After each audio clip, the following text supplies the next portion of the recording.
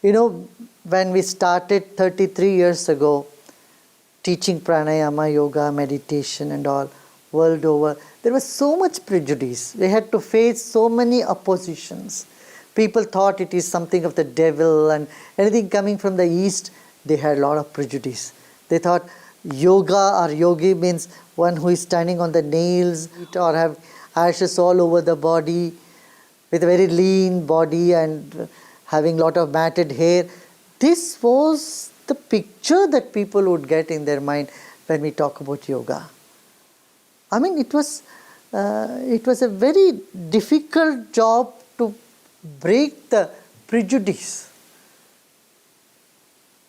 Of course, Paramahamsa Yogananda ji and then Sri Maharshi Mahesh Yogi ji did a lot to change the world from the drug and hippie culture to yoga adherent. Quote unquote, normal people would not do yoga. It must be someone freak, someone who is not normal, is considered to be doing yoga and meditation and going to India. This was the impression in the 80s. And that's when we call our program Art of Living, we didn't mention it's yoga or pranayama, meditation. And that somehow appealed to people. It's just a way of living, a way to find more happiness in life. That sort of, barrier which was in their mind started loosening up.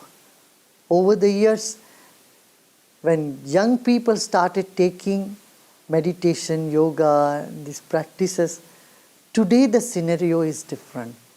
Today, in the biggest stadium of Europe, in the Olympic Stadium, when thousands of people gathered together and do yoga, the world stood up and they recognized the benefit of it.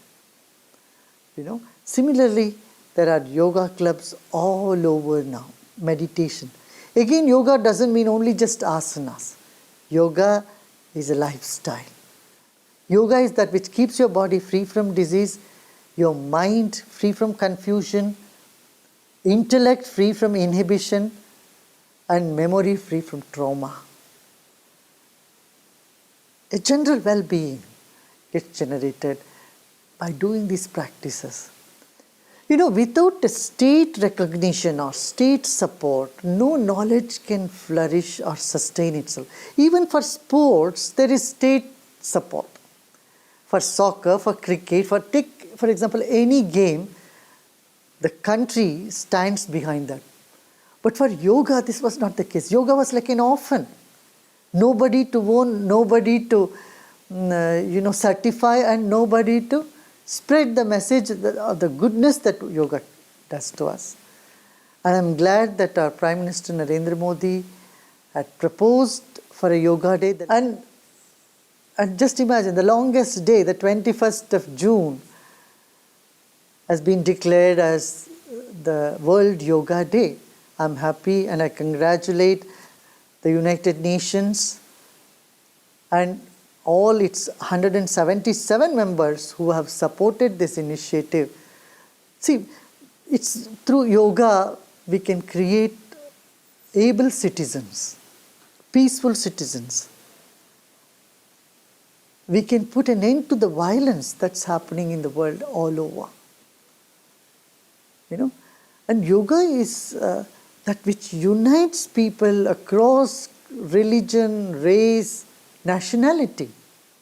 I'd like to congratulate our teachers in 152 countries who have struggled hard to keep the knowledge alive, working against all odds and prejudice in the world. And today, their hard work has come to fruition. And I once again congratulate and thank our Prime Minister, Mr. Narendra Modi, who has rightly given the much needed state patronage or recognition for this ancient wisdom. Thank you.